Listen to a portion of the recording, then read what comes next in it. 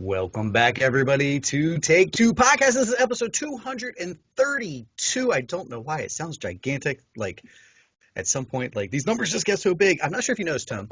Someone randomly liked a tweet we put out 32 weeks ago Yes, I saying saw we're that. coming up on our 200th show.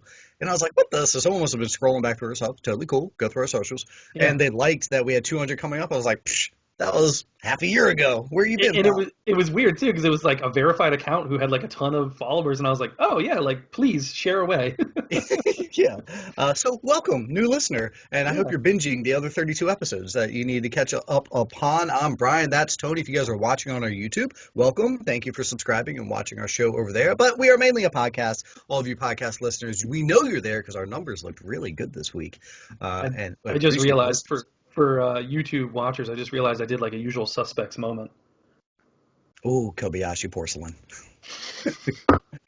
We have a big show for you guys. We have 5 big reviews, and then Tony is also going to finish up a review from earlier. We have a first take on the Falcon and Winter Soldier, also called Tuffatus. Yeah, I saw the hashtag Tuffatus. Falcon and Winter Soldier will have a first take. We, of course, will be rolls right off covering the tongue. Zack Snyders Justice League. We have a couple documentaries, Varsity Blues, Last Blockbuster, and Kid90, which Tony is going to check out on his own. We have a little bit of casting news. What's in the Glass returns. I mean, it was St. Patrick's Day last week. Of course, we're going to talk some booze, right?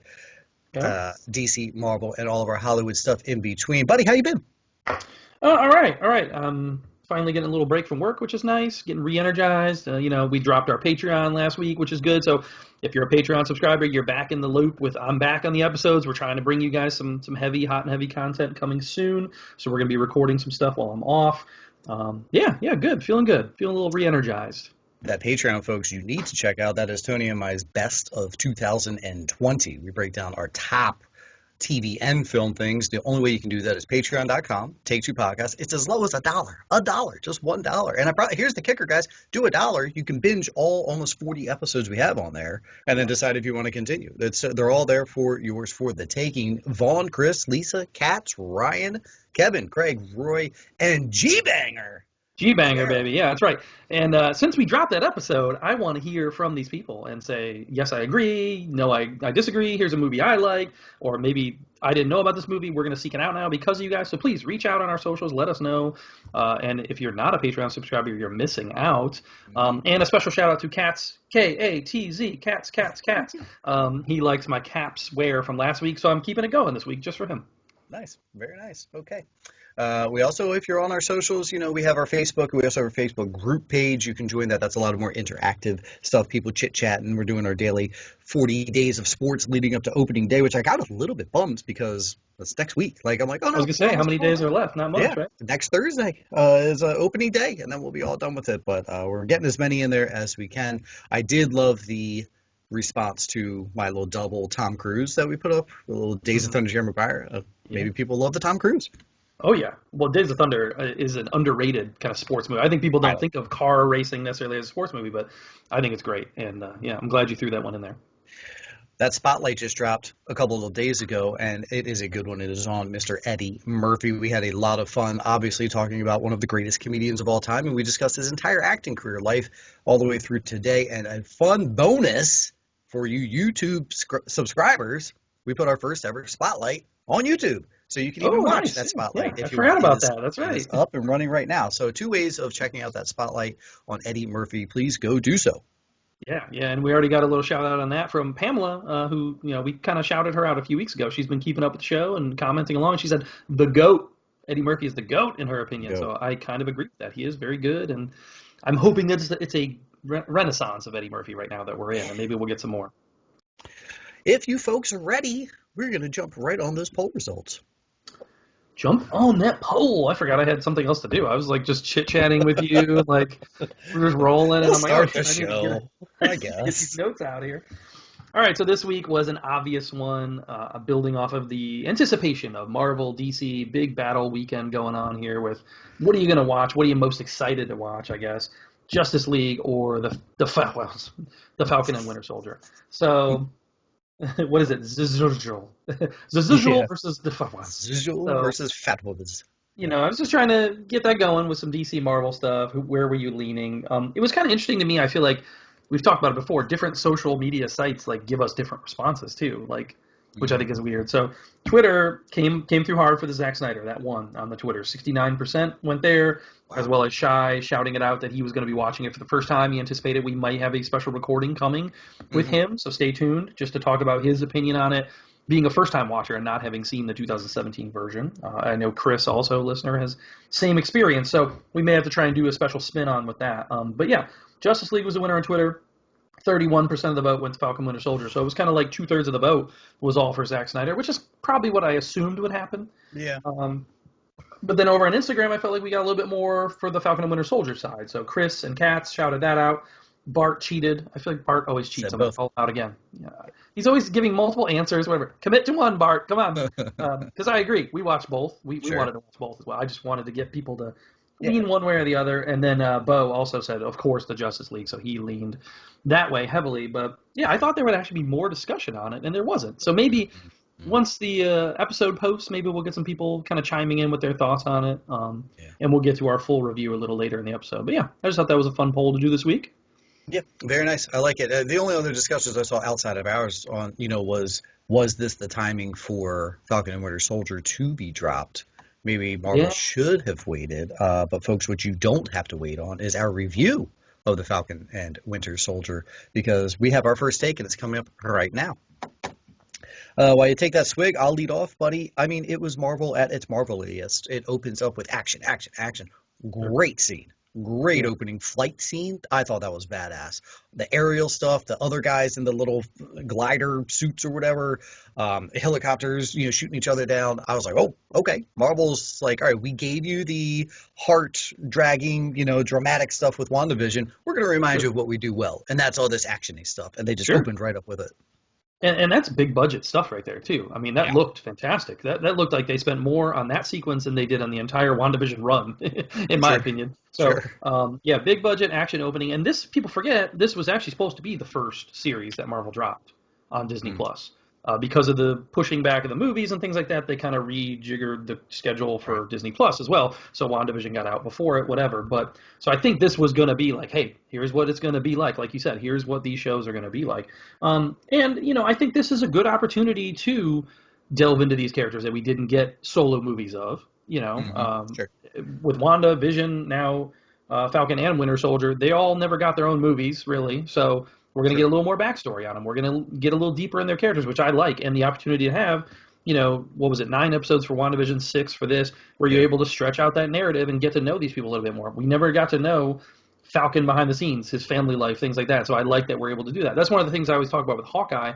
He never got, the full movie treatment or the show yet. It's coming, but in Age of Ultron, that's one of the best things about that movie is they give him a little more character depth and they kind of build it as you go. So I'm glad that they were able to do that with this series. I like Sebastian Stan a little bit more so far, what they're doing with him. I'm more intrigued by his backstory and like what he's going through with like his recovery steps and the making amends and things like that. I think that's an interesting twist. I didn't necessarily see that coming. And then of course Anthony Mackie's Falcon. He's trying to come to grips with the loss of Cap, and does he want to become the new Cap? Does he not? That's going to be the overarching story for the season. It was cool, man. It's definitely. I looked. It's TV 14 rated, which is a big deal for Disney Plus. So there were some shits in there, and there was some alcohol use, things like that they don't usually have. So I was impressed that they went that way. And they're also trying, in my opinion, to kind of take a different look at the post-blip world. And I think they also did that with WandaVision, just like a different take. Because really, before this, the only movie we got to look at with that was Spider-Man, which took a very comedic kind of look at it almost. So now I feel like they're trying to frame it a little more dramatic as far as this post-blip world. I forgot that Rhodes was in it, War Machine. Yeah. So that was cool to see him show up. Yeah. And then the introduction of Flag Smashers, we'll see where that goes. Obviously, we're going to lead to Zemo. We know that's going to be a big villain coming forward. But yeah. So far, I had fun with it. It's not like, oh my God, the most amazing TV or anything like that, but it sets the table good, and there was some fun stuff in there. Yeah, I guess I was just chill. I was like, okay, cool. That Yeah. was a good Marvel thing, but there was nothing like, whoa, there was definitely no cliffhangery type thing at the end. I mean, it gave you that character introduction, which we won't talk about. We'll let you guys. But it was just like, oh, okay. But actually, when that character came out, I had to explain to the other people in the room, like, they're like, wait, what are they doing? I was like, well, so the comics, here's what happens. Like this Yeah, guy, yeah, yeah. so they're going to go that route. I Did you did. see did you see the meme going around of that? I saw the one of referring to Justice League. Oh no, with Oh, the okay. character they introduced at the end, Yeah, like you yeah, were yeah. saying, but they did a split screen of his look with Carl from Up, and like if he had the mask on, and it looks exactly the same. Jeez, so funny. I was Okay, dying. I thought it looked that hilarious. works. I did like George St. Pierre. I did not realize we were getting him back. I Yeah, thought that was pretty cool. So he's still, even after Captain America kicked his butt, we never knew what happened to him after that. Well, he's still around. He's still being a bad guy. And you're right, the post-blip stuff was very interesting. They're trying to get the bank loan with the sister, and the guy straight tells him, he's like, yeah, pre-blip. We would have financed you for these reasons, but we just had billions of people return. We can't give this money out, blah, blah, blah. So I like that take. They're doing a more in-depth look into these actual characters. The one thing Marvel has gotten knocked forever about is not diving deep into some of their characters. And here we're getting some actual, depth to some of these guys. and it's an opportunity to bring in some maybe lesser known or more minor characters from other comic runs. I know the one character that's brought in, the military guy. I'm spacing on the name right now, who's kind of like Falcon's helper in the Oh, yeah. Shoot, I forget his spacing name. on his name, Torres or something, I think, Torres, right? that's the character name. Yeah, yeah. Yeah, so I know he is kind of a more recent addition to the comic book runs, but he's an important character going forward. Sure. And then we've already talked about maybe they're going to introduce some other characters from that are going to lead into like Young Avengers or things like that. So there's going to be other stuff they're building on. I saw the creator of the show say that this should lead into like 3 other projects that Marvel already has Wow. going. So we'll see what that means and where those are going. I'm assuming maybe Secret Invasion or Armor Wars maybe will be tied in since Rhodey's in here. Definitely. Yeah. So yeah, it could definitely be interesting. One of my favorite things that I picked up on though with the show was a Easter egg. I don't know if you missed Mm-mm. with uh, Winter Soldier when he has his list and he's doing the amends and he's writing off the guy's Yeah. name. Did you see one of the names on there? Uh-uh. P.W. Hauser. Oh, really? So he put his name on the list because they worked on I, Tonya together and they're buddies. That's funny. So I That's thought that was hilarious. awesome. I was like, yeah, Paul Walter Hauser gets a shout out on the show. So that was cool. I'm like, is he part of Marvel canon now? Like, let's bring him in. He could. Yeah. That's cool. How did he do him wrong? Yeah, I don't Why know. is he I guess making maybe amends we'll to him? find out. That would be funny. That's pretty cool. All right, so there you go, folks. That's a pretty in-depth first take from us. Only 6 eps. That was my other thing. I was like, wow. Like I double checked after that episode, thinking, Yeah. is it 6? And it is. Only so I don't expect the action to not be part of every episode. Like it's going to be packed. Yeah. It's going to be quick moving.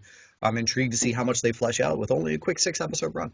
And they got a lot to do based on what we've read and what we think is going to happen. They've got a lot to do, but it is a little longer than Wanda, 45-minute eps or whatever At instead. least, So, yeah. Sure. yeah, I like it. I think it's going to end up being like just a more drawn out kind of movie of what we would have got with these characters. And I like the choice of following these people in their, post Blip world and post Captain America, post Iron Man, all that stuff. Like we need to get into that new version of Marvel going forward because we haven't had anything since Endgame. So. This is true.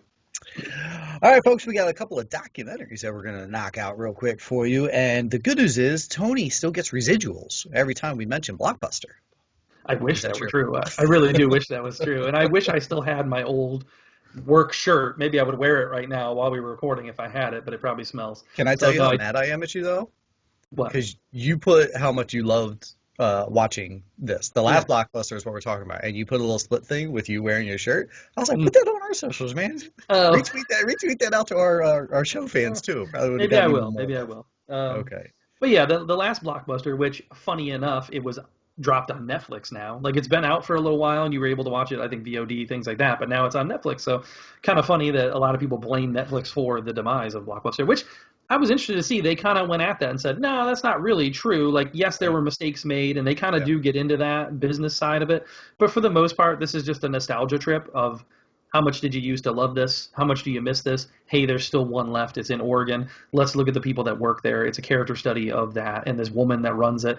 I was blown away by the woman. Is it Sandy? They call her Sandy. like the mom or whatever. Yeah. She goes to freaking Target and stuff and buys the DVDs and puts them New on the release shelf. Like Tuesday. we never did that. Like that's insane that's how that works. Yeah.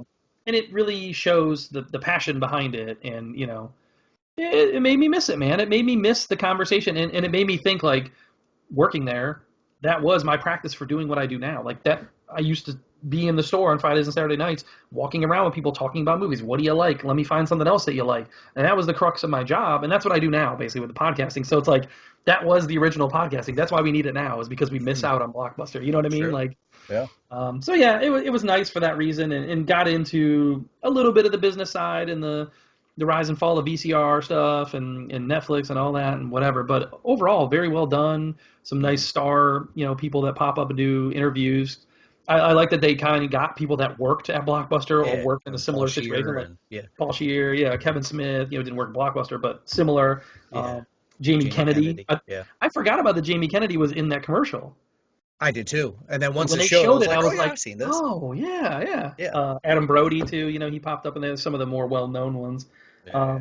I don't know. Anything else that stood out to you besides those things? I loved it. First of all, I thought it was Okay. fantastic. The business stuff was very interesting to me. The fact that they kind of open with the guy still running it. And he's like, everyone thinks Netflix ruined it. That's not true. And then boom, they kind of like flash back and they're like, all right, let's take you from the top. I thought it was really well done there, showing what happened. At one point, Blockbuster had the opportunity to buy Netflix, like way, way, way back. So, and it was more, I don't want to give things away because I really want people to watch this, but it was more of just like really bad management from the Yeah. top of how they handled their money and how they invested it, because they were ahead of the game with VOD and ahead of the game with delivery DVDs to your homes and stuff like that, even Yeah. pre-Netflix. But the top guys really goofed up with their cash. Yeah, and they were saying like they were coexisting at the same time as Netflix basically, but they were, like you said, they were ahead on all that stuff. They really Yeah. should have been the one that came ahead and been dominant and knocked Netflix out, if anything. But Yeah. It should poor be management. Maybe Blockbuster. that's on me. Maybe that's just the places I work. It's something to do with me that the places I work have poor management. I can't argue your current job, so what's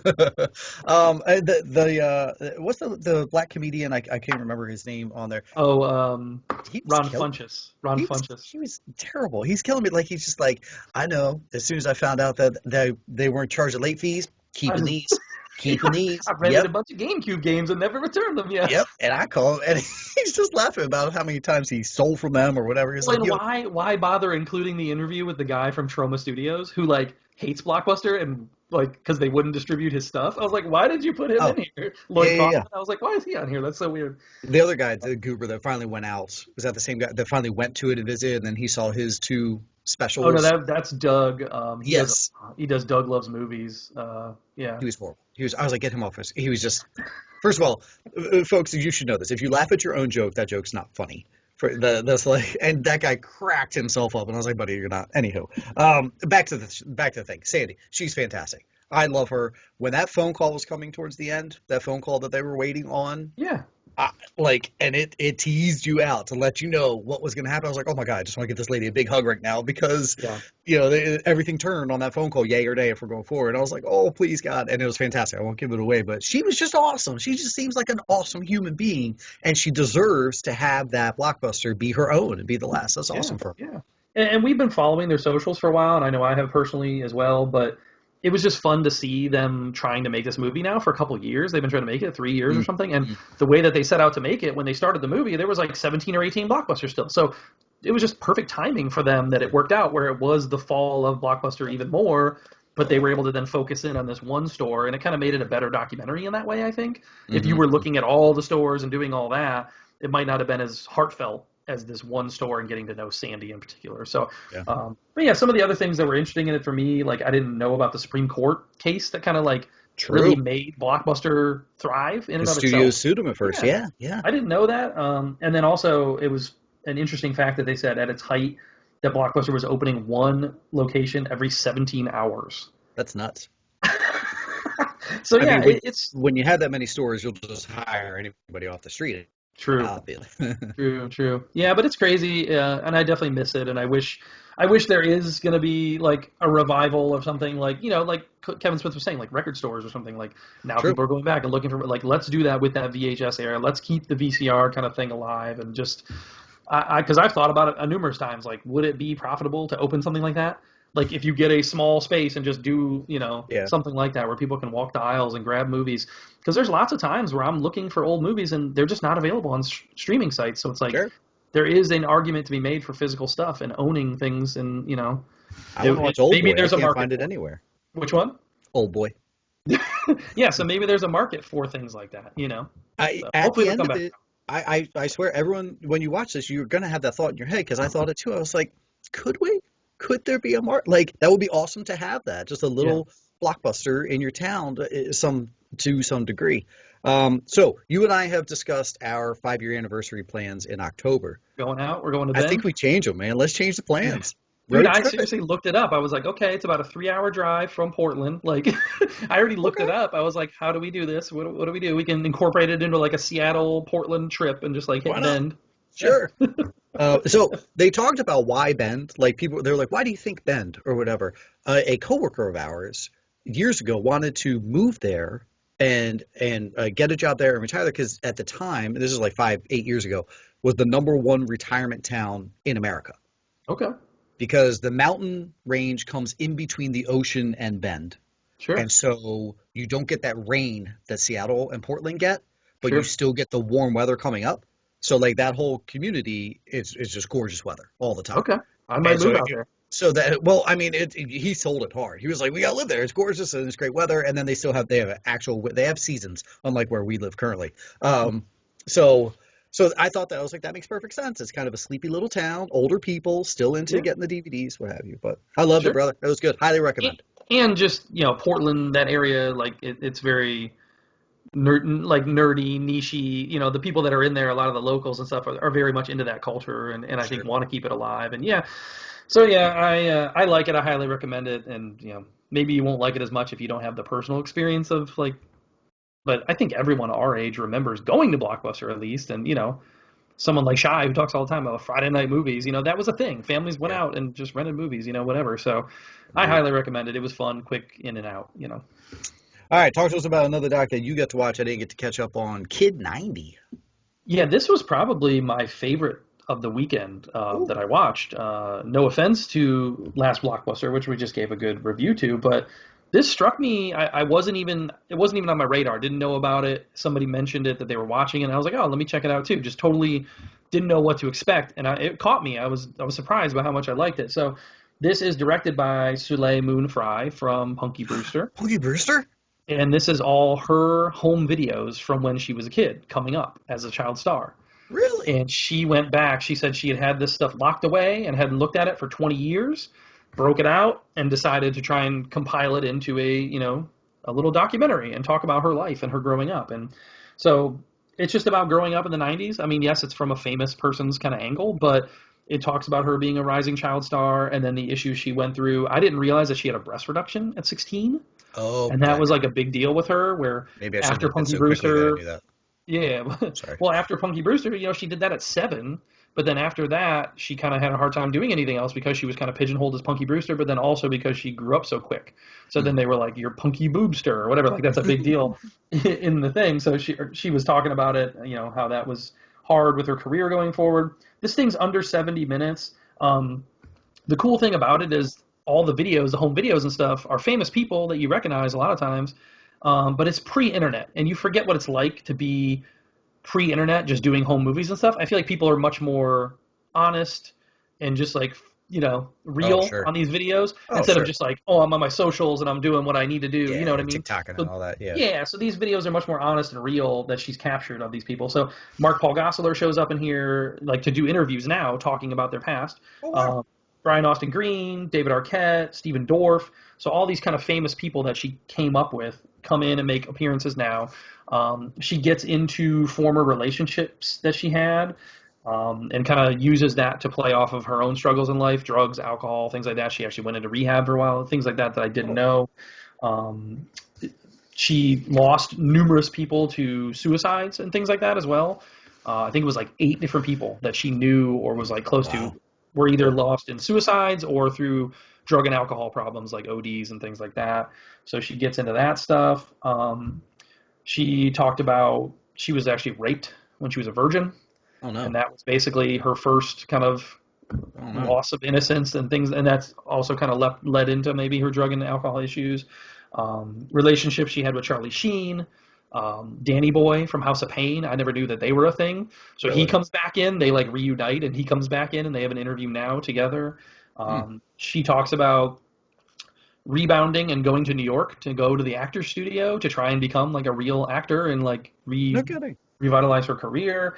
So she's looking back on it now at these old videos, and it was like she's feeling like she missed things and like, could I have helped these friends, things like that. And I think it's more just like looking at, what was right in front of you at the time and taking it for the better or the worse. And it's really just like it's nostalgia, I guess, to an extent, but it's also like looking back at her life and maybe appreciating it a little bit more than she did for the bad things, but also there was a lot of good in there. So I liked it a lot, man. I thought it was really interesting. I didn't know all this stuff about her, and just to look back on that time and all the different people that she encountered and the different struggles and things that she went through, it was definitely interesting. So I highly recommend it.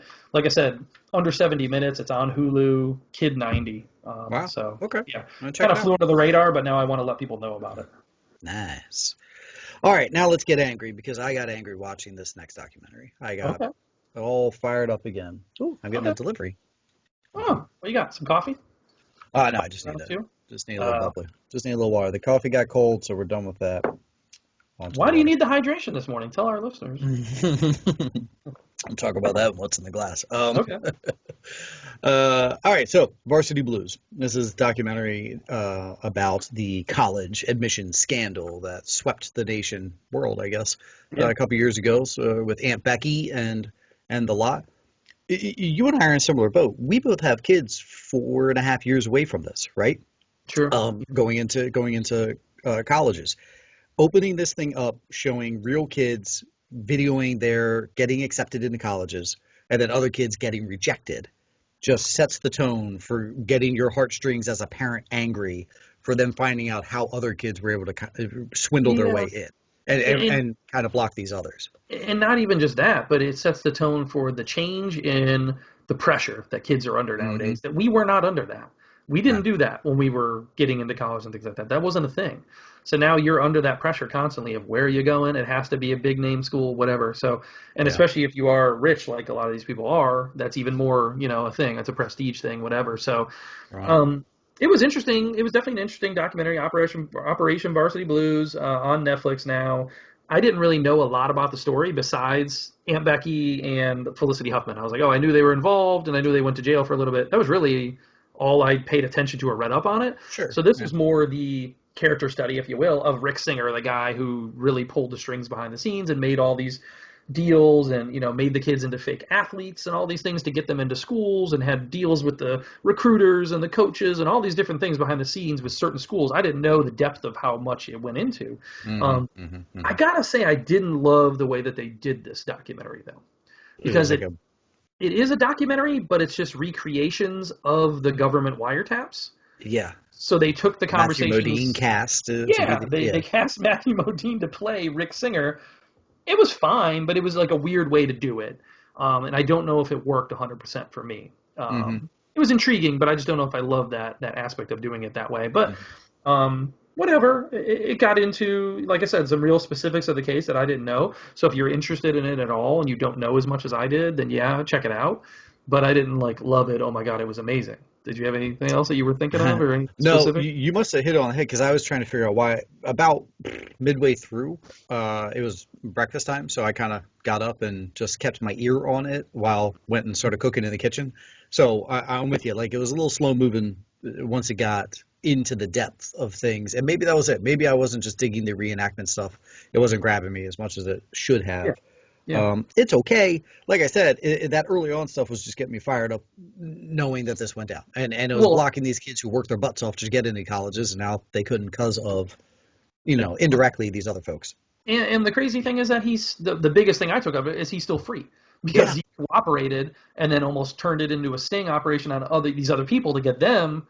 They did a reverse RICO is basically the way they described it in here, where usually you work from the bottom up to get the big kingpin. They got the kingpin and went down. Yeah. Get the smaller people. So that was interesting that he worked along like that, made up his own sting for his own benefit, and he's still free, just awaiting sentencing. So that was kind of the most infuriating part of it to me, I guess. True. check it out, folks. If you have interest in it, it does go in depth. It gives you the details, finding out how these parents, how much they had to pay, what they were guaranteed. The interesting things like him photoshopping the kid playing water polo, and then they're like, wait a second, he's way too high out of the water. And they're like, why? And the kid's like, and because the kid had no idea how to even play water polo, but they're like, No. we'll get you in on a water polo scholarship and blah, blah. I was like, this is shady as hell.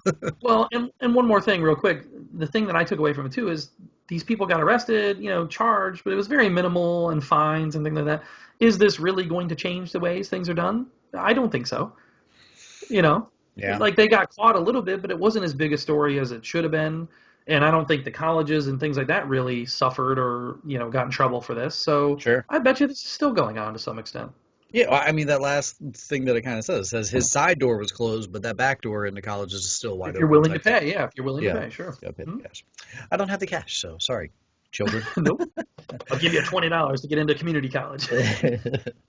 All right, folks, here we go. Our big review of the episode that we have been waiting a while to chit-chat about, and I'm excited to chit-chat about it. We're going to be discussing Zack Snyders Justice League. I'll tell you right now, it will be spoiler-filled, because there's not really a lot of ways to talk about this without just being spoilery. So if you have not seen it, if you have not had 4+ hours to devote of your life to this project over this past weekend, please fast forward through the show notes, check the timestamps below, and then once you do watch it, come back and give us a listen. But here we go. Zack Snyders Justice League.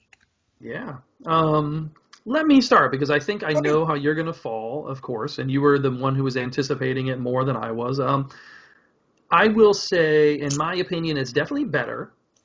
There's definitely some different things than the original cut, but I still don't feel like it needs to be 4 hours. I feel like it's still too long. If anything, at the end of the day, I walk away from it saying WB fucked up.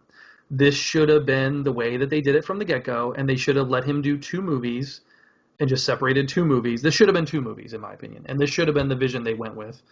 And they screwed up by not going this way. Huh? Vision's on a different show. Well, but sorry. I mean, they screwed up. They screwed up big time with this, and I think they should have committed to his vision, and I think they should have maybe made it 2 movies, or even after watching this 4-hour version, I think you still could cut down a lot more of this, and maybe made it a 3.5, whatever. Then it's closer to like your Endgame and what they're doing. But they missed the boat here, because this could have been as big as something like Infinity War or whatever, and they would have been out before it. Because they even have their Thanos-esque character in Darkseid. Like, why not just go with this vision? I don't understand the thought process to be like, no, we're going to completely redo what this guy had going and go with the different. I don't understand why they did it. So at the end of the day, I blame WB executives. I'm glad that they gave him this second chance to have it out there, but at the same time, it's like, I'm not going to get any of this going forward, so what am I excited for? Like, it just makes me want that Batman solo movie even more that I'm not going to get with Ben Affleck. So. Maybe. I agree on every single word you just said. We said this. Maybe back on that episode 200 it was that we said it. We said this, that as amazing as this film could be, we're going to be angry afterwards at A, going forward, now what? B, why? Why did this happen? Because it's great. In my opinion, I'm at about a 4 to a 4.5 on this film. I've done my absolute best to only review this film. Like, everyone, and you're going to do this, is going to say, well, it was better than the last. Duh. I think that's the obvious statement in the room, and everyone should say that. It simply was. To me, but what about the length? I mean... So that was when there's a phenomenal, arguably top 5 comic movie of all time, 3-hour movie in here, which is to what you're saying. Had they allowed him to make a 3-hour film, and trim down. I don't need to, or two film it. I was trying to figure where they would split if they 2 filmed it. This flow. But I felt, I don't need the lady smelling Aquaman's sweater. I don't need Alfred teaching Wonder Woman how to make tea. There is 100 slow motion shots. And Zach, I love you for wanting to give me that. I didn't need those. I didn't need the Flash in the dog store. That whole scene could have just been him walking down the street, sees Iris, saves Iris. Thing. So we could have trimmed to 3 hours, and folks would be saying this is arguably the greatest comic movie they've ever seen, because it is so in depth with each character. You despise Cyborg. I was never a big fan, but they give this guy heart. They give this guy character. They give him reasoning for being, and even at the end when he has to make that choice, being with my parents, blah blah blah, or saving the world, like. I was like, wow, I'm actually kind of in on Cyborg. I actually kind of like Yes. this character, you know? And that was one of my big things I wrote was I get why Ray Fisher was pissed now. Like, Yes. if Yeah. Joss Whedon cut him out and this was what we were gonna get, I would be pissed too. This would have been his John Boyega moment, if you want to say, like John Boyega in Star Wars. Everyone knew his name then, and going forward, he got some more projects. This could have been Ray Fisher's thing because he Sure. wasn't really known for anything before this. And yeah, like you said, this movie did a really good job of giving him backstory, added a lot more to Cyborg, made it, and those scenes were actually enjoyable. Every single Cyborg backstory, I enjoyed. I enjoyed all of it. The little flashback to like explaining the mother boxes with the Nazis, that was awesome. Him and his dad. You got Choi in there, Adam basically getting introduced. That Yes. wasn't in the Justice Cut. All that stuff. So yeah, I agree with Well, you let though in me. the Flash, like because the Flash was another character we were introducing here. His side of his story maybe wasn't as good to me. So maybe some of the stuff that was cut out was worth it. Sure. Like you said, we didn't need the dog store. I saw some people saying they were hit emotionally with him when he's talking about his dad and your boy made it or whatever, that whole scene. That didn't work for me. He was like, I your dad was, got it. It just didn't hit me as hard because I didn't get a lot with like yeah, for people who don't know the Flash's backstory, I don't see how that would have hit. They're just like, oh, your dad's in jail. Why is your dad in jail? You know what I yeah. mean? They But kind of gave it to you, but yeah, with all of those characters, and this is the problem I have going. Every single one of those connected going forward. It perfectly sets up the Flash going into Flashpoint. He now realizes I can go back in time, etc. Cyborg moving forward. We know where he's going forward. Here's my next hot take. I love the what Snyder has done with Superman. He's taken Superman, changed it. It's the only way you can get that out there. You have to change it. And he's like, here's what I'm going to do. I'm going to own my take on this character. It's going to be different. Hope you guys buy him. And so I'm like, I'm all in to see what he wants to do, and I want this Man of Steel too. I've been pounding my fist. That's second place now. You know what I want Zack Snyder to do? Batman. Because I feel his take on the Bruce Wayne Batman character at this stage in his career, Batman's career, not Zack Snyder's, is brilliant. Is yes, brilliant. I'm now with you. 100%, Affleck 100%. Affleck has bumped up. I'm sorry, Keaton. Affleck has bumped up high because I think Zack Snyder's vision of what that character is now was brilliant. Give me Yes, that next. Fuck Justice League 2. Ooh, I dropped an F bomb. Oh, we'll yeah. talk about dropping F bombs too. Why it was rated R.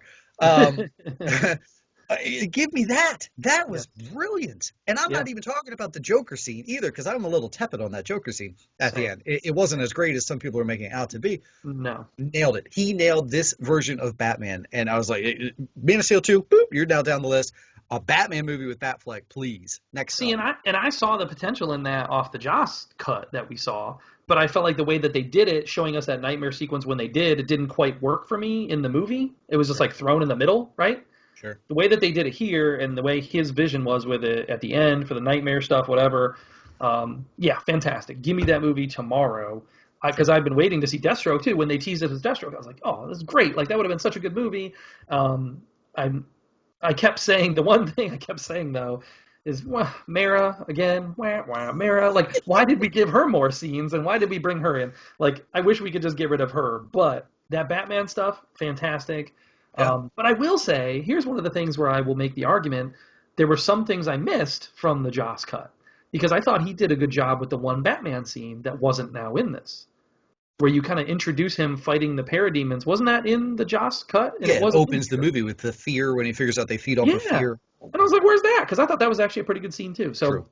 I did kind of come away from it thinking, oh, there were some decent things in the Joss cut that were also kind of cut out now. So coming in already seeing that version, because I Hmm. like the Superman Flash race, and that wasn't in there either. I was like, oh, I mean, it's cute and it's fun. Yeah, It yeah, doesn't really fit in his tone, yeah. but those are things that I was like, oh, well, I saw that. How can I forget that? I don't know. I So actually liked the Flash saving the captured people, the people that were kidnapped. And in the Joss cut, the Flash just one at a time zips them out. But in this uh, one, like Cyborg's carrying them up the stairs. It's like, I got yeah, this. I'm yeah. just gonna walk them up the stairwell. I was like, oh, well, that's not fun. I would have preferred the other But way. thank God we didn't have the Russian family. Ugh. I can't believe like all of it. So okay, so this movie by itself, tone, runtime, slow motions, yeah, those are the biggest negatives. But where are you on just this movie by itself? As if like we never saw anything else. I mean, like I said, I'm probably a full star higher on this one than I am on the original cut.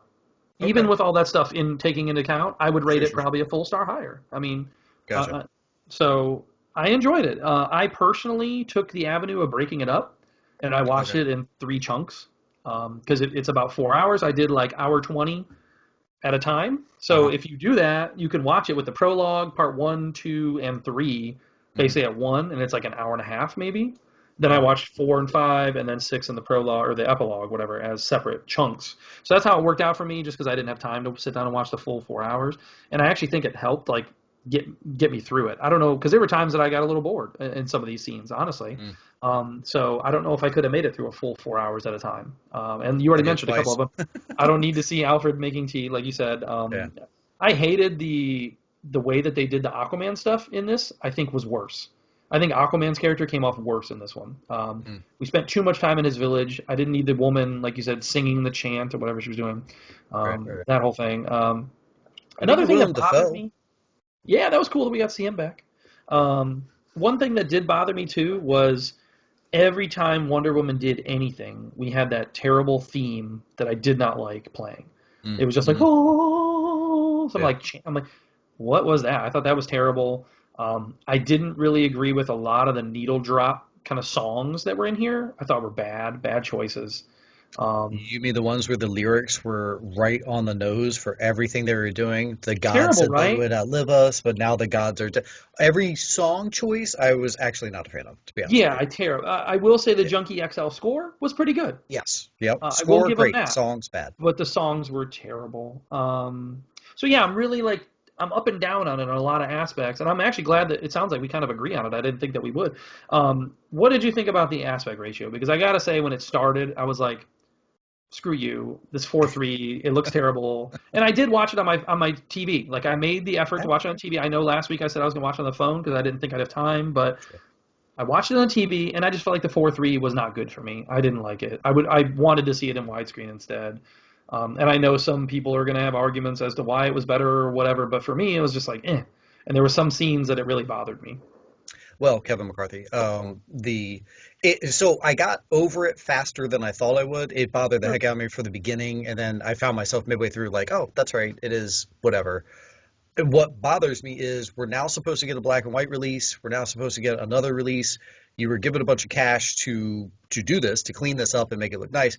Couldn't you have also just done, like, I get it. You want this to be an IMAX. This is your way of saying, I want to put this in IMAX, so here's what I'm going to force you to do it. And so it makes me, A, want to see it in IMAX so I can get that ratio better. But B, I kind of want to be like, all right, Zach, you made your point. Give us the widescreen too. I guess people complained about the 2017 version that there were shots that were from Zach's version that then they put in the widescreen format, so then they were like too tight or things like that and didn't. I don't remember that being an issue for me when I watched it, but I guess that's his complaint is like, no, I wanted it to be in this format, whatever, and they changed it. So yeah, like you said, he's trying to make a point. Another surprise for me, I was like, when I saw Lex, that's another character, with Mara and Lex, when I saw him in the beginning, he's with Steppenwolf in the beginning, like, briefly. Yeah. He doesn't say anything, but you see him. I was just like, ugh, forgot he was in this, right? But then they don't give him again until like the very end, and actually his scene... It seemed different than the one we saw before, and he was a little more subdued, had a little more to say, but he seemed more like not crazy Lex that we got before the Clark Kent and Bruce Wayne, you know, like so. I don't know. His character bothered me, but I thought they did a better job with it. The little bit that we did get him, I wrote an entire thing of just like as I was watching it, thoughts that I had. So no, his Deathstroke and Lex, the scene with them was way better, and it sets it up. And even him giving him, the reveal and the eye for the eye line, and I wouldn't want to incur your wrath. Like, it did make him better, and maybe it was even like a legitimate statement of like, the good doctors at Gotham Arkham gave me a sense of clarity type thing. Sure. Now he's super villain. I liked it better. Sure. Couple other points. Obviously, we talked about it being darker tone and darker look to it. I think it worked better in that aspect. A lot of beautiful shots, sure. But some of that leads into the length. Do I need 8 shots following Batman into Aquaman's village? No. You're just wanting to show off and make it a nice IMAX big shot. Right. You can cut the runtime. Do I need to see a latte being made? No. There's a lot of different little shots in there that easily could have been cut out. The Wonder Woman, when she jumped with the bomb in her opening scene, and she jumps up, she slow motions out of that museum or whatever it is. Yeah. Then slow motion throws the case, Then we see the case slow motion up. I was like, we just have 4 slow motion shots into. Yeah. I mean, that cuts a minute, whatever. But Yeah, and I don't understand how he doesn't hear that argument and make sense that like, oh yeah, maybe I don't need to do that because he hears it.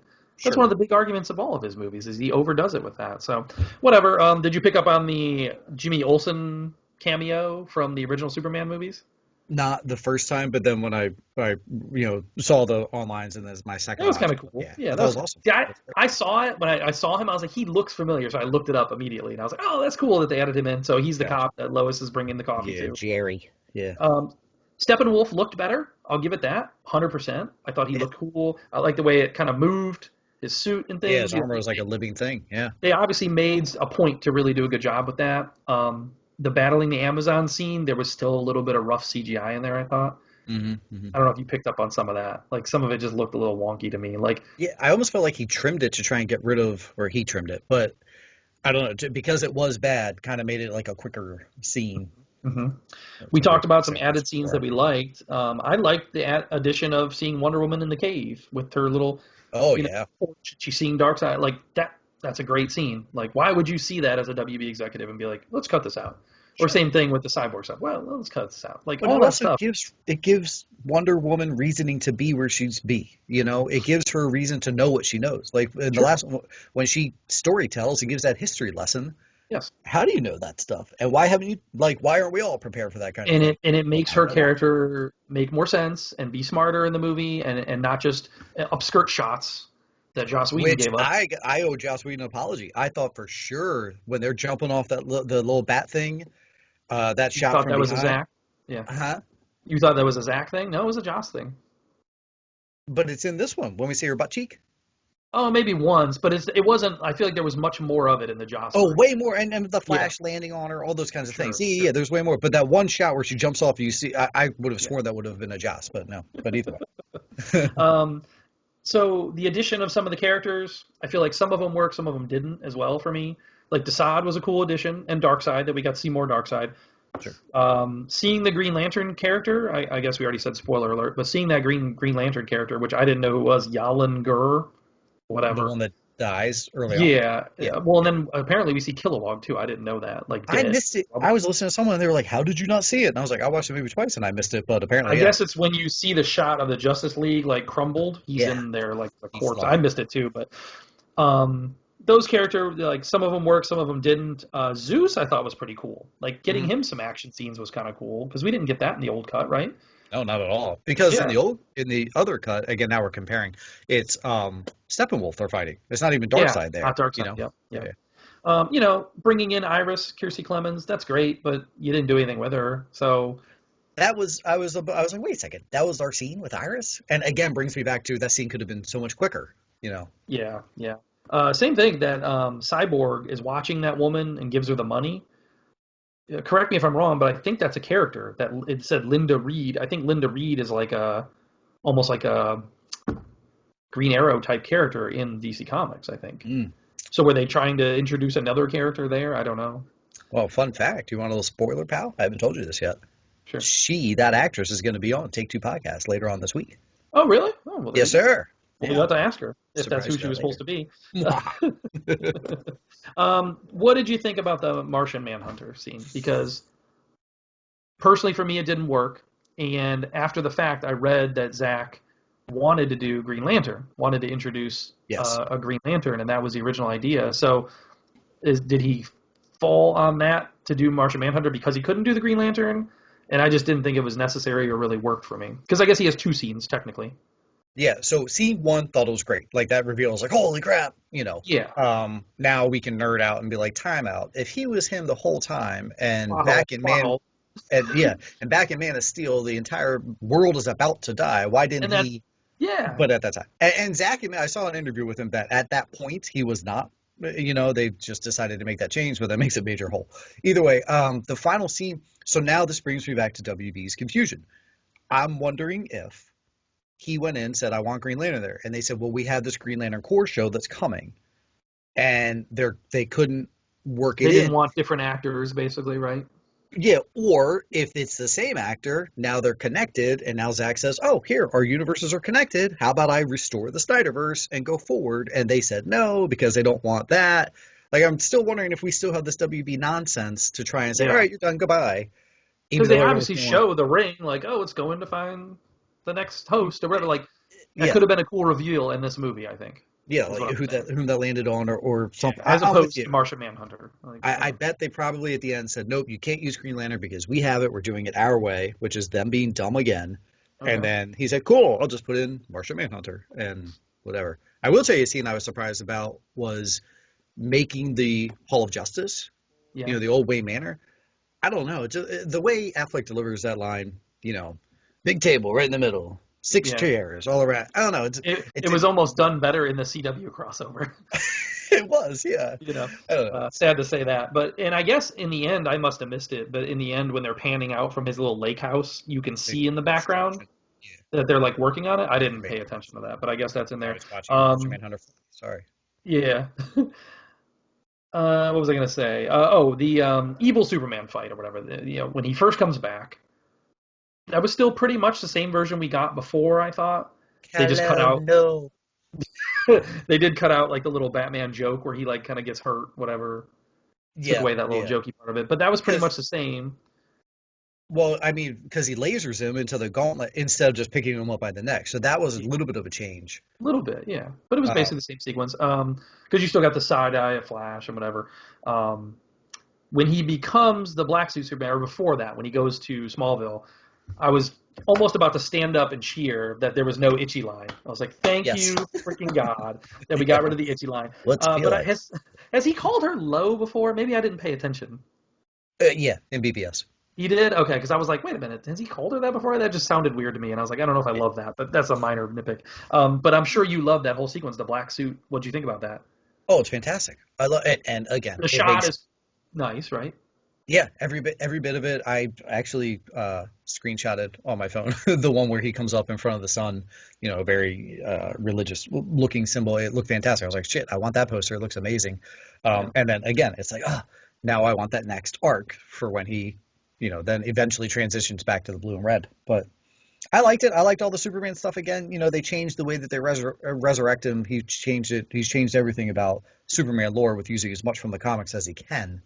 Sure. Um, and then it ended well. I will say the not impressed line was kind of like that. I've heard a lot of people like loved it, where he's just like not impressed. I was like, I don't know, Yeah. maybe he could have delivered it more like badass, or even give it like that Sure. stupid little flick off the shoulder, like I'm not impressed. Yeah.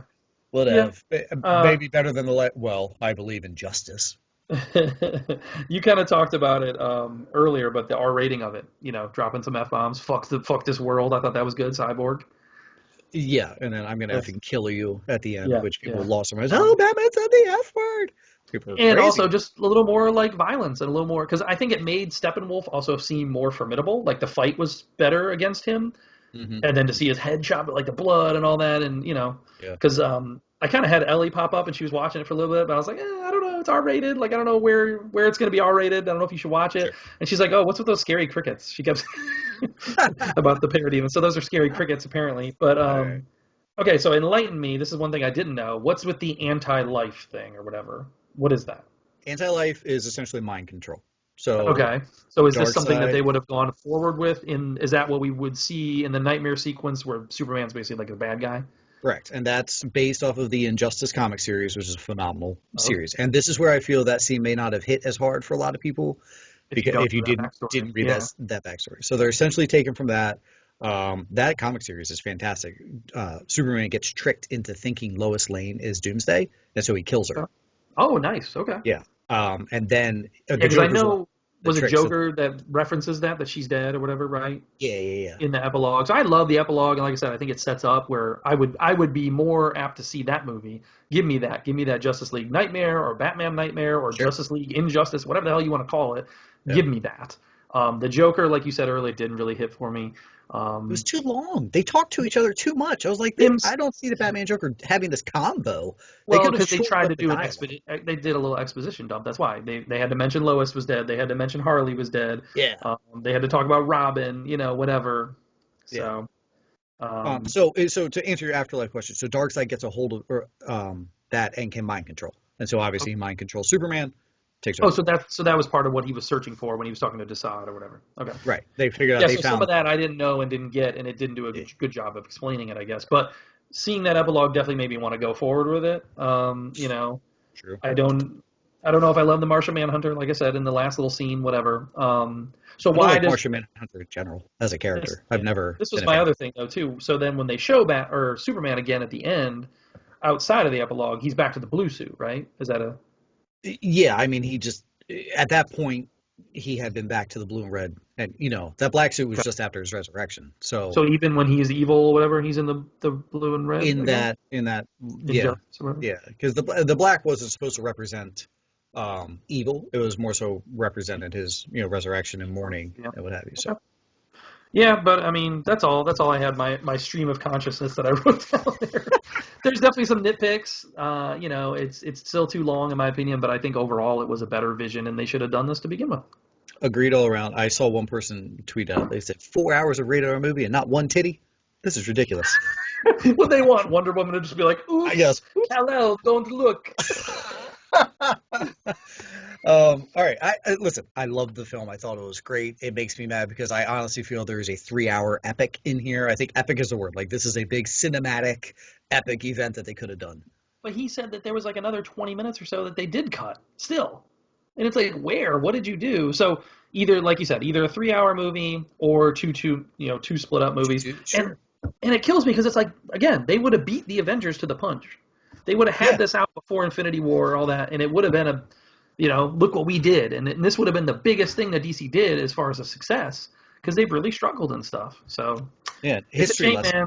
Yeah, So do you think going forward that this will be popular enough where maybe they'll reassess and be like, we wouldn't mind giving you another shot, making another movie. Oh, here's our next annoyance over the next couple of months. Restore the Snyderverse. We're going to get it nonstop.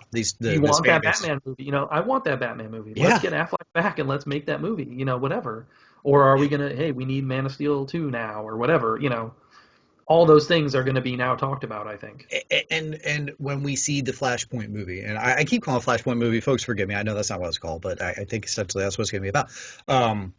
It directly relates to this, and you're using the same characters, and it directly, like this says here, he knows. So in that movie, is he even going to reference like, all right, I figured out how to go back in time when I was resurrecting Superman? What Superman?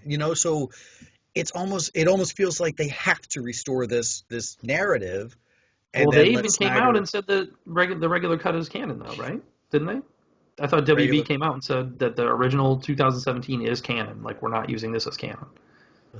Why? So, yeah. I don't know what they're doing. I don't. So the next thing, and you and I won't know this right now because we are recording Monday morning. We started Monday morning. Is the numbers, the HBO numbers? We'll have to see their subscriptions once they come through. Like how much of a boost did they get over this weekend? We'll probably talk more about that. And that's the thing. Things like that, and the response to it has been more positive than the old one. It's got to make them reassess. It's got to make them think again. Sure. We'll see.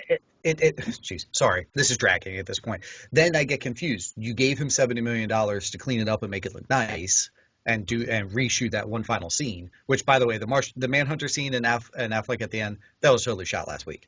Yes, that's not the same looking Ben Affleck. That's a post rehab. That's Affleck outside with the cigarette. Yes, that Affleck. The meme of him carrying the packages or whatever. That's that. I was like, that's a different Ben Affleck. He's lost some muscle. He's been through rehab and lost a wife since they filmed that. Anyway. Anywho, okay. So in the end of the day, Zack Snyders Justice League, we are both very positive on the film. Both like the film, both recommend going to watch the film, break it up into parts. I did different. I watched it straight chats. And I will say the 4 hours moved. I will say I did get bored in some parts, and those were mainly the parts I had already seen, So maybe that's where I was like, all right, I kind of already saw this fight scene. I'm good to go. Let's keep things moving. So, folks, hit us on the socials. Your thoughts on Zack Snyder Justice League. A, this movie by itself. B, this movie compared to the other. C, do you want to restore the Snyderverse, and what are your thoughts going forward? At Take-Two Podcast for Twitter, Take-Two-Podcast at gmail.com. 434-602-1931. We are going to be taking a quick break, and we shall be right back. Yeah, sorry that kind of dragged on a little bit, went a little longer maybe than we thought, but that's okay. Hopefully we didn't Such lose a any people. 4-hour movie. And if you don't care about Snyder Cut, of course, as we always say, we have the show notes, jump ahead, whatever. Um, Real quickly, though, I wanted to talk about Allen V Farrow because I did wrap that up. I kind of gave my first take on it a few weeks ago. Did you watch it all? I forget. None, none. Okay, And okay. I know So it's you only kind four. of Yeah, recommended. it's only 4 episodes, documentary, HBO Max. Um, it's definitely a hard watch, so go into it knowing that it references a lot of child sex abuse or at least allegations of it, and things like that. It didn't really go anywhere, to be honest, at the end of the day, because it's still 30 years ago and it's unresolved. You know what I Mm, mean? But I guess most recently, the it's been reignited as far as people caring about it. Dylan Farrow has come out and kind of done her own little op-ed piece and talked about it and brought attention to it again. It's definitely had ramifications on Woody's career, where now he's not really getting his movies as highly publicized in America as he used to. Like Europe kind of still embraces him, but that's it. Like because I don't know if you remember a couple of years ago, some of the actors working with him were like, I regret working with him, or I'm going to hmm give up my salary. I think it was Timothy Chalamet was like, I'm going to Oh donate my yeah, salary. Remember, yeah, yeah, after yeah. working with him, so that's become a thing, and there's been a little bit of turn on like public perception of him, and so they kind of get into that in the last episode, comparing him to like Time's Up, Me Too, those movements against Harvey Weinstein and how that kind of took him down. So I think it's kind of like, hey, we're knocking on the door of taking this guy down for good, and this is Interesting. what we say happened. But Woody Allen is still saying no and has refuted it, and he came out with his own book and all this stuff. Yeah, It also gets into the discussion of comparing art versus what these people do, and can you still enjoy their art or not? And some people say yes or no, and hmm it looks hmm at Bill Cosby, Roman Polanski, Michael Jackson, all these other people who are in the same thing, and are you able to still enjoy the art or not? Um, there was one thing that struck me as weird, though. The third episode, they all of a sudden introduced like a narrator, and then it wasn't in any of the other episodes. So I thought that was a little weird and inconsistent, just as far as the filmmaking of the documentary. But otherwise, I think they did a good job with it, using old footage, old home movies, interviews from today, and they got basically everyone involved to talk about it except for Woody Allen. They use excerpts from his audiobook in the documentary, but they don't have Really? him interviewed at all. Yeah, Hmm. or Sun Yi, who is now his wife, who was the adopted daughter of Mia Farrow, whatever. So Mhm. neither of them are interviewed here, but they're able to pull from other interviews or stock footage or home movies. Mia Farrow has home movies in this thing, interviewing Dylan right after it happened and Oh, saying, really? "Tell me what happened." And I mean, that's what I'm saying. It's hard to watch, to hear a 7 or 8 year old trying to describe a sexual abuse that happened to them, and it gets into detail. And yeah, so it does make a compelling argument that this is true. Sure. And that's kind of the way I side with it, is that yeah, maybe Woody Allen's pretty gross and worse than I thought, and maybe I didn't know that much. So it does make me reassess, like, do I want to see any more of his movies? Because he used to be one of those directors that I liked. I liked a lot of his Sure. early stuff. Um, you know, so it makes you rethink it, and it's hard to separate the art in some of these cases. So I feel you. Gross. yeah, All right, let's move along. Let's keep the show rocking and rolling here. Let's get on to our casting couch. sure. And I Not, have not the my best my segue, but notes are crazy today. yeah. Give me your first one, because I know you shared it on our Facebook page, and I think you're excited about it. So tell me Oh that one. no, which one? I'm The forgetting which. Pat Riley casting. Oh yeah, and actually we have a couple of who's doing Pat? Who's playing Pat? I forgot to write it down. Adrian Brody. Come on, I That's thought you were right. excited for this. That's Yeah. right. Well, I am excited for that actually. But we have more into that. Michael Chiklis will be Red Auerbach. Sally Field is going to be Jesse Boss. Okay. Excuse me, That's big. Bus. And this is for the HBO 1980 LA Lakers show that Yeah. they're doing. And they had already announced John C. Riley before. He's going to be in Yeah. there as Jerry Buss, right? So As Jerry. Yeah. it's shaping up to be a decent watch. Interesting to go this route instead of the documentary route. We'll see how it plays out. Yeah. But yeah, I'm intrigued. Who's going to play Kareem? They had a list. I had it online, so it looked like most of the other players are kind of not well known actors, in my opinion. Like Gotcha. the names didn't jump out, which I think is a better way to go with it. Sure. So I Sure. think the only one I recognized otherwise was Jason Clarke is going to be Jerry West. Oh, really? So yeah. Gotcha. Okay. But other than that, I felt like most of the other names I didn't really recognize. I had a couple other quick ones. Yeah. E.J. Williams, he's a little 12-year-old boy who was in Henry Danger, and he actually does the voice of Bingo for Puppy Dog Pals. So I don't know if you watch Puppy Dog Pals. Okay. We have. Yeah. He has been cast as the new Kevin Arnold character in the Wonder Years ABC reboot. His name will be Dean. And this is taking place in 1968 Alabama, with Fred Savage returning to direct the pilot episode. Nice, nice. So that's big news if you're into the Wonder Years and the reboot here that's going forward. Did we already talk about Dule Hill and Alicia Williams and Laura Karinsky as well being cast? Well, that's Alicia Williams is EJ Williams, yeah. Oh, same person. I didn't know they cast anybody else. But. I saw Dule Hill. Okay. And then is Laura he the dad? Yeah. Yep. Okay, cool. That cast is rounding out there. I had Nicole Byer, Tony Hale, and Natalie Morales are going to be cast in the Rugrats revival. So they're going to be playing the parents, kind of adult roles on the new Rugrats. Okay. So that's kind of fun. And then the big one for me that I was pretty pumped about was Matthew McConaughey. Did you see this? Mm-hmm. He has signed back on for an HBO limited series called Time for Mercy, which is the sequel to Time for Kill, John Grisham's book, and he's defending a teen who's accused of killing a cop. So that's huge. I think that's awesome to bring him back. Time to Kill is probably the best Grisham adaptation, in my opinion. I can't think of another one that's better. So that's huge to bring him back for that character because I loved it. Sure. Fully agree. Yeah. I don't know. I don't think I had anything else as far as casting. Did you? That Lost City of D, Sandra Bullock movie, adds Daniel Radcliffe and Divine Joy. She was from Dolomite. Adding to that cast. And then the other one, AMC show called Beacon 23, has their lead is going to be Lena Headey. Okay, cool. I like that. That's it for my casting couch, pal. Oh, kind of light this week. Okay. Yeah, a little what's in the glass time. Yeah, tell me about it. All right, I'm hurting this morning because last night I tried what's in the glass, but that's not when I purchased this. My local Piney Orchard liquor store saw me coming. I wanted to grab something new to try last St. Patrick's Day.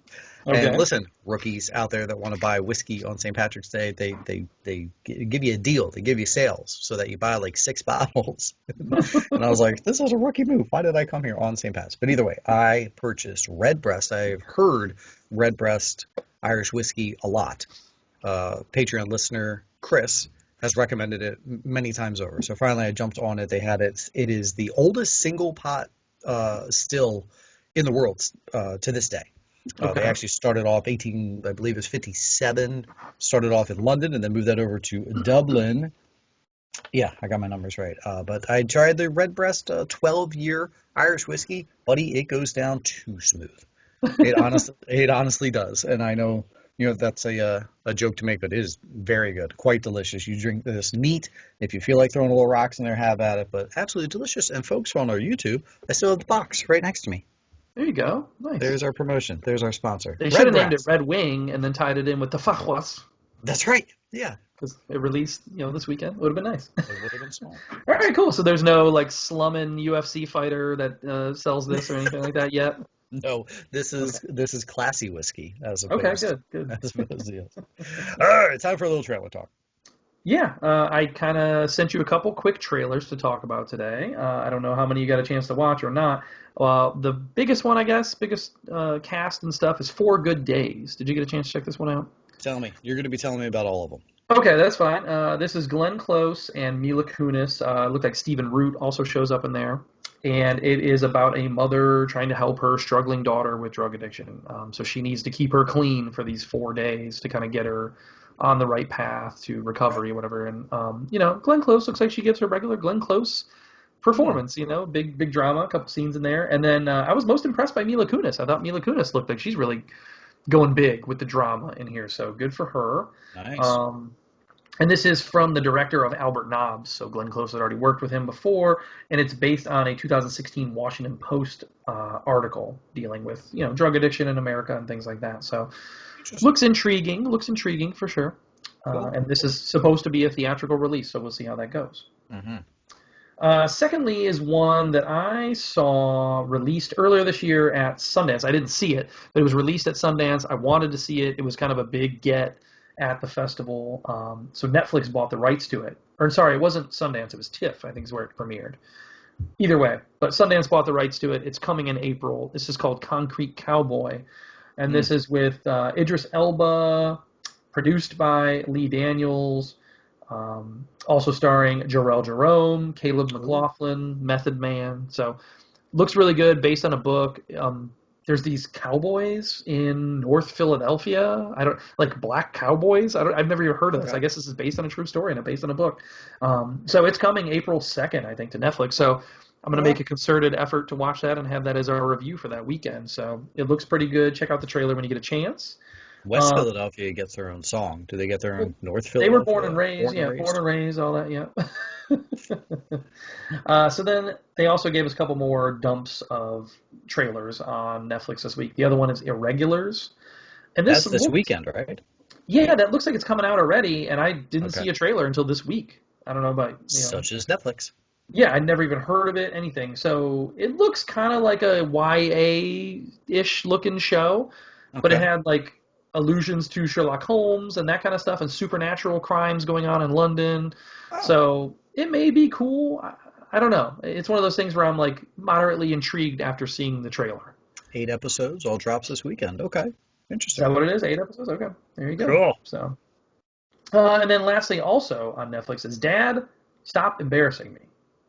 And this is Jamie Foxx. Jamie Foxx kind of returning to like a scripted family sitcom. And I don't know if I'm in on it or if I watch it, but I was just intrigued by that's kind of cool. Like it reminded me of like your TGIF kind of looking show. So it's kind of cool to bring that back and for it to go straight to Netflix like that. That's interesting that they're getting into that. I guess they've kind of done some of that before with like The Big Show. His show was kind of like that, I think. But this is Jamie Foxx, and doing his comedy bit. And it comes out April 14th. I'm not sure how many episodes. 8. It doesn't say. 8 episodes as well. Okay. Nice. So, and based on the trailer, Jamie Foxx is playing multiple characters too, like trying to do his Eddie Murphy bit, like he's the reverend in their church and whatever, things like that. So getting in the costuming and doing those bits. So it might be kind of fun, but I just wanted to mention that it's coming out. David Allen Greer also pops up in the trailer, and I almost didn't recognize him. Like he looks old and bald and has like a big beard, and I'm like, whoa, that's David Allen Greer? So yeah, it might be worth checking out. I don't know, but it just harkens back to that old school family, sitcom. So very cool. That was it, though. That's our trailers, folks. We're going to take another quick breather and be right back. Okay, I have trivia for you. Are you ready? Yeah. When TV shows get a brand new show, the very first episode is called The Pilot. Why is it called The Pilot? He's the one who's got to land it. I don't know. So the first episode of a TV show is the first time they are on air. Oh, makes sense. Yeah, there you go. So those first episodes are called pilots. I learned that this week. I never knew Nice. that. Yeah, I never would have thought about it. Yeah. Time for some Hollywood news. All right. Hollywood news, I have a little more stuff here than I did on the casting, for sure. Let me start with an RIP real quick. Yaphet Kotto, who was 81. He died this week. You may not recognize the name, but if you watched movies in the 80s, you would know him. He was in Alien. He was in Live and Let Die. He played Dr. Kananga, the bad guy. Actually played 2 roles in there because he was Mr. Big as well. Like it was a dual role. He was in Running Man. He was in Midnight Run. He was in Freddy's Dead, The Last Nightmare. He played Idi Amin before, what's his name did? What's the guy's name who played Idi Amin in Last King of Scotland? The guy with the weird eye. Ooh. Forrest Whitaker. Yeah, he played Idi Amin in 1976 for a TV movie, Raid in Entebbe. He was in Homicide: Life on the Street for many years, a 90s TV show. So he's very well known. You'd know him if you see him kind of guy. Sure. Yeah. So yeah, he died this week at 81. So just wanted to shout that out. Let's see. Did you see the news about your show, Mighty Ducks, The Game Changers? That comes out this week too, or does it?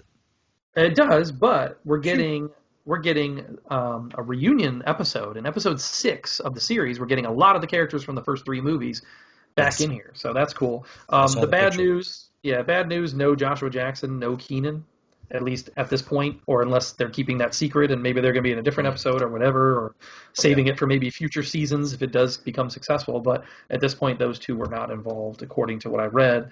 The weird thing that I saw in here, though, is that Charlie Sheen, or not Charlie Sheen, Emilio Estevez, his brother, he was actually younger when he filmed the first movie than these people are now. because he was like 31 or something when he filmed the first movie. Oh, and now these kids are. And these kids they're were like 12 or late 13, so now they're in their 40s, you know? So he's like, I Cool. was younger in the first movie than these kids are now. So that was kind of weird. I Did you didn't see think about that. the picture of like the six of them and Yeah, with the yeah. estimates? Right. The Time. girl that I told you was just in Lost. Yeah. Or we're talking about Lost, not just in. She was in Lost 17 years ago. But Sure. yeah, We were just talking. Yeah. I was like, well, time gets us. It does. ages a few of us, but It does. hopefully All right. hopefully to that though. Hopefully they get Josh Jackson. I mean, if they're making any reunions of any type, you've got to have Charlie. You know, he kind of led those movies, but Yeah, I would hope so. All right, Ace Ventura 3 apparently in development happening. with the Sonic the Hedgehog writers, which is cool because he works on Sonic. You can tell he has some reverence for the character still. Even when he did Joe Biden on SNL, he did like a little kind of Ace Ventura-y thing a couple times, a little. So I think he wants to come back and play this character again. This is in development with Amazon, although they said they do want to release it theatrically if they do go down this road. So that'll be cool. I'm all for it. I think maybe they see the value in coming to America, things like that. Like, let's revisit some of these characters who never got that chance or whatever. Jim, just stay in character. Don't do like you did in Dumb and Dumber 2 and do, a version, like you're making fun of, like, Sure. that was the issue with Dumb and Dumber 2. They did, caricatures of the characters. So if he stays as, Ace, I'm in. That's awesome. And I think people of our age that grew up with these characters, we're all for it. Look at how much we were excited for Adam Sandler doing a little bit of Happy Gilmore on social media. Yeah. We're like, instantly, give me that movie, So Sure. we would watch it. There's a market there for it. Okay, HBO, they're crazy with the Game of Thrones talk, right? Yeah. They just announced 3 more spin-offs that they're developing. They already had one that was in development that got canceled. Then there's still the ones with like 2 more that we talked about a couple weeks ago that they're in development on. These are 3 new ones. One of them is called 9 Voyages, and this is actually a spin-off of a character that's being introduced in the other show, the House of Dragons show. So this is like a spin-off of a show that hasn't even aired yet. Interesting. Okay. But, and the Rome creator is actually involved in this, so I'm like, okay, there's a little pedigree there, and maybe he knows how to do this kind of era and stuff. Another one called 10,000 Ships is going to focus on the character of Nymeria, who founded Dorne, and this is actually going to be the oldest show because it's going to be 1,000 years prior to what happened in Game of Thrones. And then they have a third one, not a lot of details here, but they want to set it in Flea Bottom, which is kind of like the slums of Game of Thrones. So we'll see what that, kind of the underworld, maybe crime things going on. So there's 3 new series. We'll see if any of them actually end up happening or whatever, but they're in development. Gotcha. We have an upcoming Texas Chainsaw remake, reboot, sequel. We weren't sure what we were getting yet. Now, apparently, it has been confirmed it's a direct sequel to the original movie. So they're going the route of Halloween did, with like Halloween 2018. So they're bringing back the character of Sally, who was the final girl in the first movie. If you remember the first movie, she's kind of in the back of the truck riding away from Leatherface with covered in blood, and she was survived. So they're bringing her character. Yeah. Well, it's from 40 years ago, but they bring her character back for this one. The only thing that sucks is obviously the original actress has died since then. Marilyn Burns. So it's been recast. Olwen Ferreira is playing the role, and she was in Mandy, the fantastic Nick Cage movie. So yeah, all right. I'm moderately excited. If they do a good job with it, this could be interesting because any of the other remakes, sequels, reboots that they've done of this series have been really bad. Since the original 3 that came out, they've been really bad since then. So hopefully this can kind of restore some glory to Texas Chainsaw. Sure. Your show, The Bachelor, has some big changes coming. They finally announced their replacement for Chris Harrison. Taisha Adams and Caitlin Bristow are now going to be the new hosts, kind of doing like a co-hosting job. And they were former contestants, I guess, is my understanding. Okay. So they're going to be brought back on, to I saw Strahan was in the running. I was hoping he would get it, but that's cool that they're going with those ladies. Yeah, I don't know if it makes sense because I don't know if they really have that big of a resume of actually doing this stuff, besides being on the show before. Can they really host it? I don't know. Right. I want to say Caitlin Bristow may have also been on the Dancing with the Stars, too. Sounds familiar. Yeah. Huh. All right, Colin Trevorrow is directing a new movie called War Magician, and this is based on a book in World War II with Nazis and such. And we got Benedict Cumberbatch attached to star in that. So, yippee! FX is developing another Elmore Leonard novel. This one's called City Primeval: High Noon in Detroit, and this is with the writers and producers of Justified back on board. and they've already talked about maybe bringing Timothy Olyphant's character in to cross him in. He didn't actually cross into it in the original novel, but since they have that, they kind of want to build their own little like Elmore Leonard universe, if you will. So I love Justified, and I'm totally confident in this. I've never read this book, but I do like Elmore Leonard's some of his other books I've read, so I'm all in on this. I think this is my last bit of news. Oh no, I'm sorry, I have some juice. I have some juice too, so I want to get to the juice. But He's All That. He's All That is coming. Did you see this? Yeah. Addison Rae and Tanner Buchanan, which I didn't recognize either of those names. Apparently, she is a TikTok influencer. I know well. He is from Cobra Kai. So they're both going to be the stars of this. Netflix bought this for $20 million. Rachel Lee Cook and Matthew Lillard are confirmed to be back as well. What?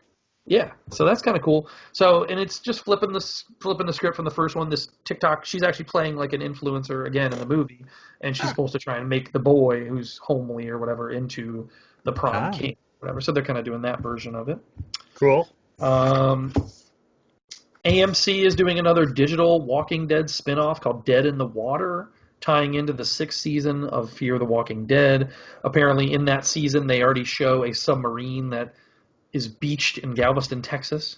So this show is now going to feature what's going on that submarine. So zombies in a submarine, I guess. Zombies in a submarine. It's like they just have like a board, and they're like, what have we not gotten to yet? Submarine. Like, you know what I mean? Like, some guy comes running in. I got it, guys. We haven't done submarine yet. We haven't done that. Okay, I'm gonna have to get back to you on the one piece of news because I want to look at something real quick. But let me give you my juice. Ooh, juice. Okay. Juice time. We need the intro to come in. If you're a long-time listener, you remember Juice used to be a segment on our show. So, Angelina Jolie has now brought up new charges of abuse against Brad Pitt. Really? Domestic violence, and she said that she's willing to provide documentation to the court or proof, and also testify, and the kids will testify now. So this is their ongoing divorce proceedings that still are not done. And now this domestic abuse stuff has really taken hold and a big part of it. So we'll see. I hate to not like Brad Pitt anymore. So that's hilarious you just said that. I was thinking this the other day. I was on a run, and I've been talking about Tom Holland being, his path is to being the king of Hollywood. Yeah. Okay. Who is the king of Hollywood today? My thought might have been Brad Pitt, because he's got his hands in these producing things. He's involved in so many things. He now has his Oscar. His name came up high. His Plan B production company is involved in a lot of stuff. And like you said, they've won Best Picture with 12 Years a Slave. Yeah, all that stuff. So, because George has kind of fallen off the wayside a little bit. Sure. He owned it for a while, but he's just not, he was good in the futuristic thing. I guess Tom Hanks maybe still holds it because he's still just he's still putting out a couple movies a year, and they're always Oscar players and whatever. So valid. Yeah, valid. We'll see. True. Yeah, but I would hate to hate Brad Pitt. So I'm interested to see about more specific things that are going to come out from this. Yeah, and whether or not we can believe them or not. But that's interesting that she's willing to let the kids testify against this. So, and then also Armie Hammer. Yeah. Officially now, LAPD is investigating the rape charges against him, and this is stemming. Yeah, this is stemming from the woman who kind of broke all this story about him, and she was in a relationship with him for 4 years, and she's saying he mentally, physically, all this stuff abused her throughout the years, and she's pinpointing this one instance in April where it was, aggressive, slamming her head against walls, things like that, whatever. So we'll see. I don't know how you investigate that from 4 years ago and what kind of proof you have. I don't know if she has any kind of documentation against what happened. I hate that it's like he said, she said, but it seems like Armie Hammer has really taken a fall from grace. And I would be surprised if we saw him do anything anytime soon at all. Almost. Did you also see Thomas Middleditch, who's also been accused? Yeah, I want to say he already had some kind of story around him before, but now this is another one, so. This is the old Cloak and Dagger Club, which there used to be a Cloak and Dagger on Capitol Hill way back in the day. It closed down. Sounds like you might have visited it at some point. Huh? Maybe. I don't know. Did I? What? Anyway, hey, listen, you're right. It's all he said, she said. I think, our society just needs to start adhering more to the she said side of things before we pass judgments. Gotcha. Anyway, the only other thing I had that you didn't cover there, pal, was In the Heights. It was moved to June 11th, and it's going to be dropping on HBO and in theaters at the exact same time. I thought that was already a thing. No, it got moved. Okay. If I missed it, then there you go. If we Okay. if we already Either said way, it, I'm yeah. pumped. So, yeah. Okay. So this is weird. This is my other piece of news that I said I wanted to check on was MoviePass Yeah. was rumored to be coming back. Did you see this? Okay. So they had a website up and it had a countdown on it, and it was for Okay. today at noon. So I had it open on here because I wanted to check it. We're But past that now. now the website is gone. Oh. So I don't know what happened here, and I don't know what the big news was with the movie pass. Let me That try is and get why the we web. gave such a long Justice League review, was to make sure we got to noon today. Yes, today. yes, I wanted to talk about the movie pass. So, either way, there's some sort of rumor going around that movie pass was coming back, and they had a big announcement set for today.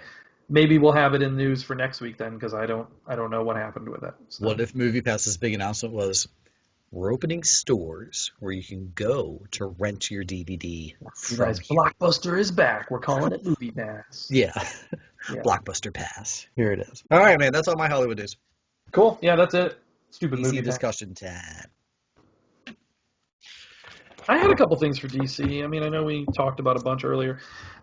You're familiar with Supergirl. They're bringing back the character of Cat Grant, who was previously played by Callista Flockhart in season 1 through 3, I guess is what I read. Right? Yeah, yeah, yeah. So they're doing flashbacks of a younger version of that character in episodes 5 and 6 this season. So they cast Eliza Helm, which I don't know what else she's been in, but she'll be playing the character of a younger Cat A Grant. younger Cat Grant. Interesting. So they That was will back have when that that character. show was good, seasons 1 through 3.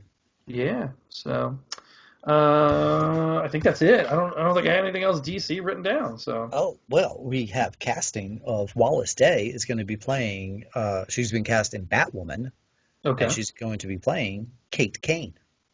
Oh, nice. Okay.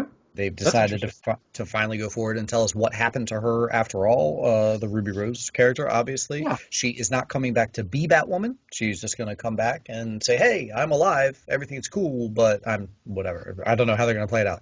That's Very weird. Could they confused. could they just not get Ruby Rose or Uh, or did they not yeah. want And to? now we're getting Wallace Day and Kate and Ruby Rose don't exactly look identical, but Huh. this is the recast they're going for, and they're going to try and move forward with it. But also, and granted, I've only watched 2 episodes of this season because it was hard to keep going with it. They killed her off, like effectively. Like, all right, we Oh, have really? killed. That was their way of explaining it. It was a plane And now crash. they're like, no, no, no. They're Dikembe Mutomboing you.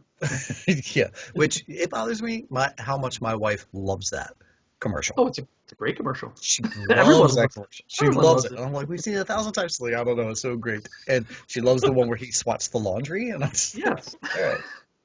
Or like name the I team. agree. I agree, Jess. You'll It's never a great listen to this, commercial. but I agree. So I'm intrigued again. Batwoman keeps me intrigued, except I just don't want to watch the television program. Okay.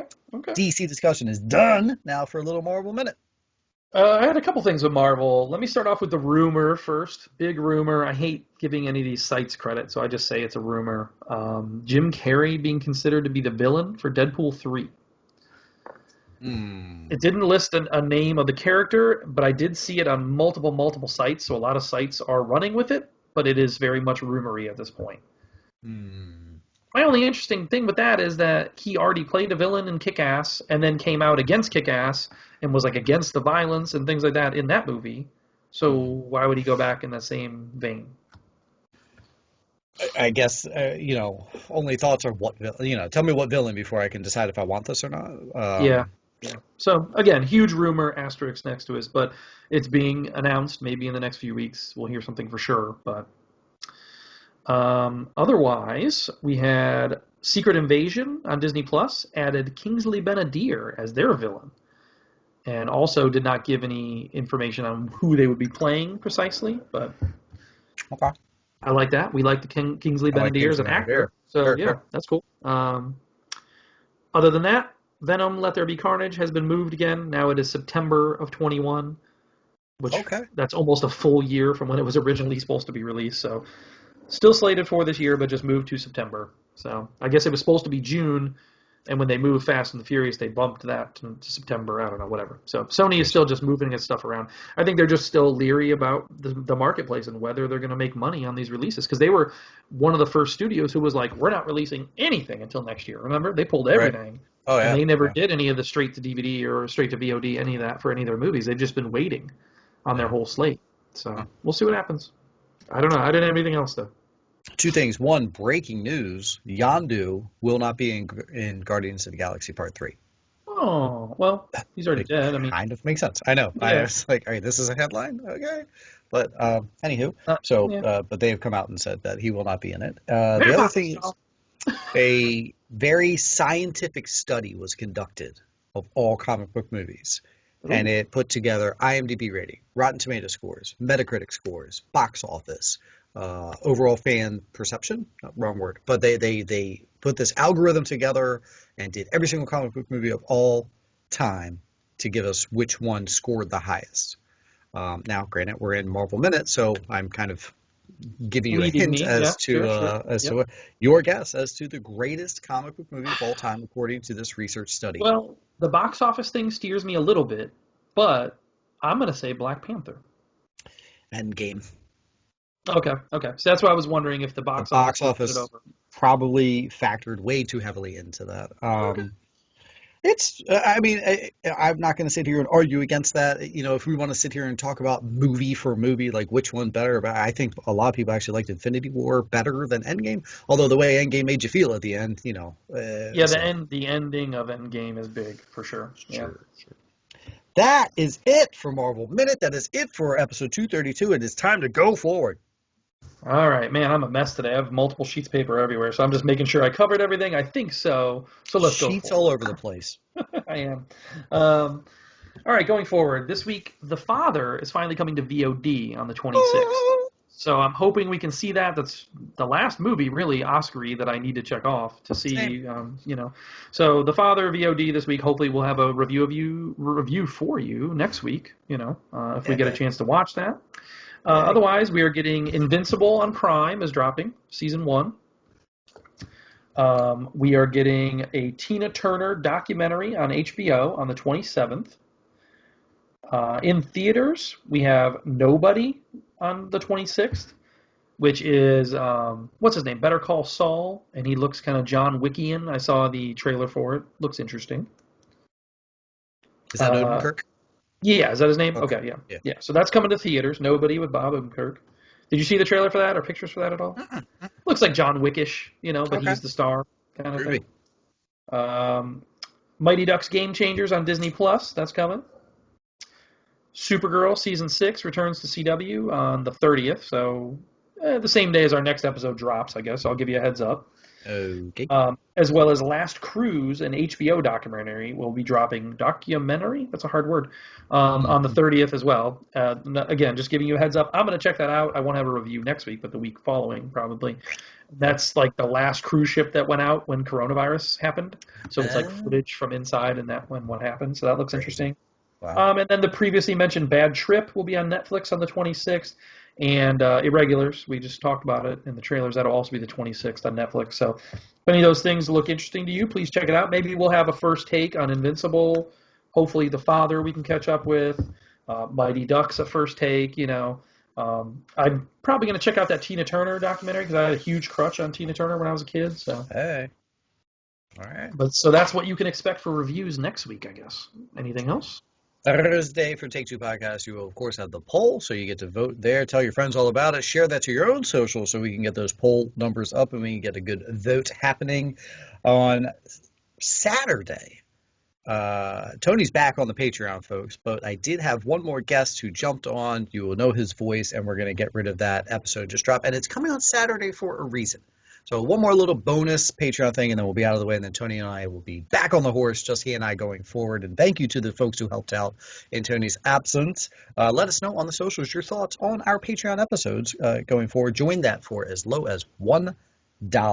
And then Sunday, The Realm is back. The Realm of Take Two for March is here, and that will be dropping on Sunday onto your feeds. That's about it, pal. Sounds good, yeah. Kind of a light week. Like I said, there's a couple minor reviews to look forward to next week, so maybe next week will be a shorter one. We won't have a Snyder cut to dissect. I don't think we're going to get as in-depth on The Father. Or episode 232. Have a great night, everybody. See you.